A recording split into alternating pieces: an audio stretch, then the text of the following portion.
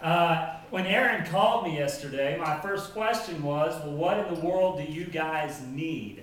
I hate it when I go somewhere and hear someone speak and you leave going, I got nothing. I don't care how good you were, I got nothing. I didn't want to come and waste 15 minutes of your time. The word she gave me was identity.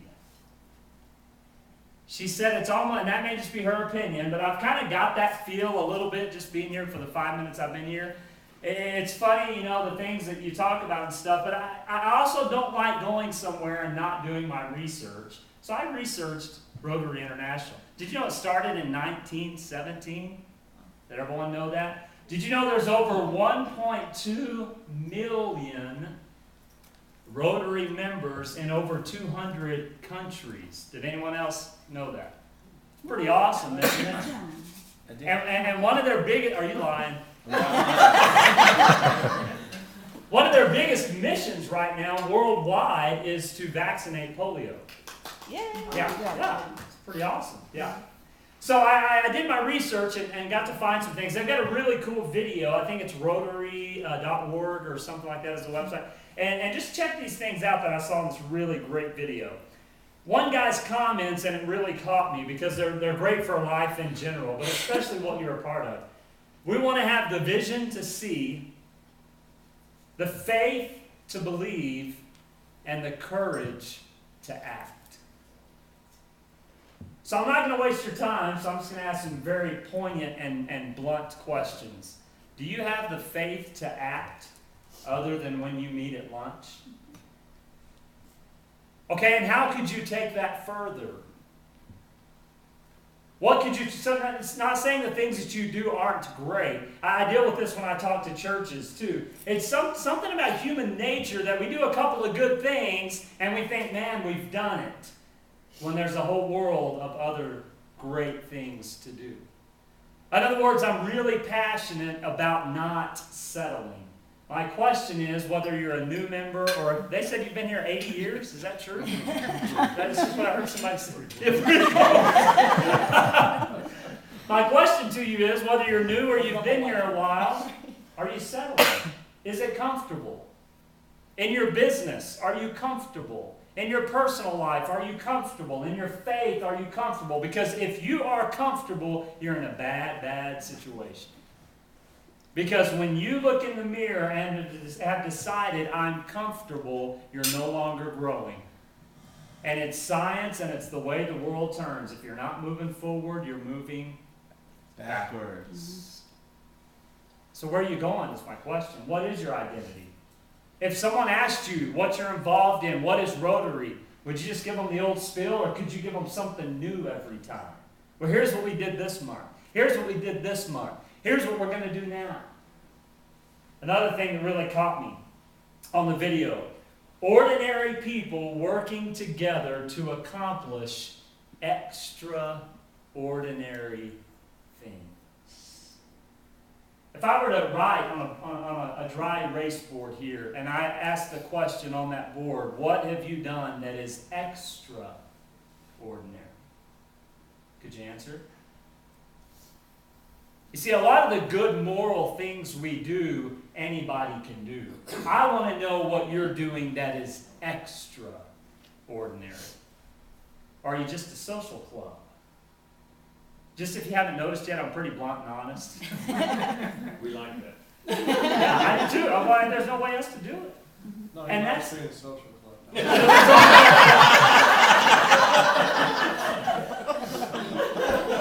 I thought there was something else in that tea.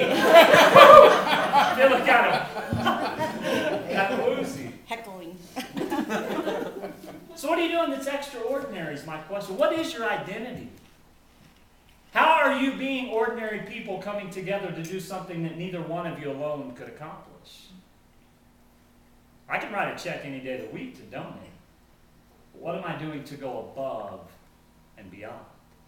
What am I doing to separate myself from all the other good things that are happening? That's the question. If you want an identity and to know where you're going, do something extraordinary. Not only will you be proud of yourself, but you'll dang sure change the world. Might just be one person at a time, but you'll change the world. That is what matters, isn't it? When you go back to your job this afternoon, do something to change somebody's world. Don't just go back to your job. When you invite people to Rotary, invite them because you know that Rotary could change their world. Not just good food and good time. You see, I'm really passionate about helping people understand it's not just about walking through life, whether you're 20, 30, 40, 50, 60. It's about making a difference. And you folks have made a difference. How can you make an even greater difference? Is that a fair question? I know you hadn't yelled 2 minutes, but man, that's good stuff. We got about 20 minutes left. Can we get another round of tea, please? Identity. Real quick, and I'll be done. And identity is an amazing thing, isn't it? I look around the room, and I would guess most of you have already raised your kids. Most of you probably have. A lot of you have grandparents already. Still working on that. Hey, yeah. Sorry. We have a few young ones there. That's a dream. Late, late bloomers. The amazing thing about raising kids is watching them grow into who they're going to become, isn't it? Isn't that the most amazing thing about raising kids? I mean, my 14-year-old, 8 years ago, different person. In 10 years, she's going to be a different person, isn't she? When she's 50, she'll be even different. Because we all grow. That's the word evolution that does happen in life. We learn, we grow, we change to become better. So my question to you is, what is your identity? But I also want to help you see that your identity today doesn't have to be the same as it is a year from now. Your identity can constantly grow and evolve. You said, you're going to take 2 kids. He said, man, I'm taking 6. They changed. They said, we got twins. We're not going to leave one of them out. We're taking the whole busload. Maybe that'll change over time. That's a perfect example. So always stay open-minded to, here's what we are now, but here's what we're becoming, and that may change. That's one thing that I really struggle with in church work. Man, church people do not want to change. No matter what you do. They don't want to change. Yeah, get out of my pew. I was the guy that didn't even burp the pews. And I'm really messed up. Where'd my seat go? The pyro burn all of them. But change is A, inevitable, and B, very vital to grow. Take a plant. When you take a seed and you put it in the ground, if that seed never changes, does it ever produce? No. That seed has to change into what we see above the ground to produce something even greater so that another seed can be planted. My question is, are you guys just a seed that's in the ground, or are you allowing yourself to grow and produce? Because the more you grow and produce, even those stinking tumbleweeds, they produce. They produce. So continue growing and producing. Continue planting more seeds. Continue the work you've done, and always ask yourself the question, what can we do that is extraordinary? Extra. Man, Mitch, that's a lot. Oh, but it's good stuff. Sink your teeth into that. Extraordinary.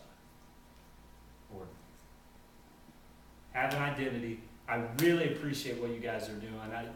Aaron told me a little bit of your story. I have gone to the other Rotary Club's meeting one time to do a presentation. They got a lot of folks. But I want to tell you this. The world has been changed by few.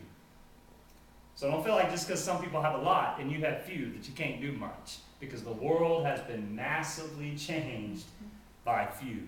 So keep it up. Thank you for letting me come, and I appreciate, from one person that's not in the Rotary but lives in your community, thank you for what you're doing. You are making a difference. Just take it a step further. So, and the food was great, by the way. So thank you very much for your time.